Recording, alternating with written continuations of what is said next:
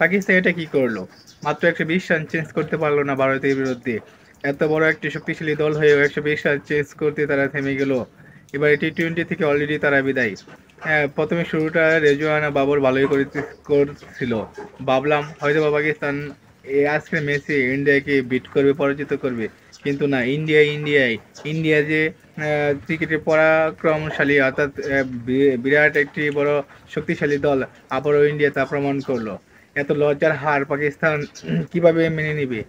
পাকিস্তান কি ক্রিকেট খেলা ভুলে গেছে, নাকি পাকিস্তান তারা ইচ্ছাকৃতভাবে আমেরিকার সাথে সুপার ওভারে হেরে গেল, ইন্ডিয়ার সাথে 120 রান চেঞ্জ করতে পারলো না? হ্যাঁ, তাদেরকে অনেকে এখন বাবার দেওয়া টিকিট টিম বলে আখ্যায়িত দিচ্ছে। আমরাও পাকিস্তানকে অনেকে সাপোর্ট করতাম, কারণ পাকিস্তান একটি আনপ্রেডিক্টেবল দল। যে কোনো ম্যাচে, যে কোনো সিচুয়েশন তারা ম্যাচ উইন করতে পারে, জয়লাভ করতে পারে।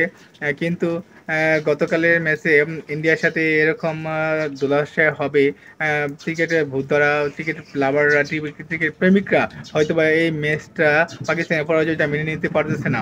120 রান চেঞ্জ করতে পারা, 120 বলে, এটা কোনো আহামরি রান নয়। তারপরে পাকিস্তান এরকম দুর্দশা, বেহাল অবস্থা কি কারণে?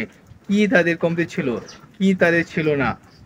কেউ কি দায়িত্ব নিয়ে খেলার মতো কোনো প্লেয়ার ছিল না পাকিস্তান একাদশে?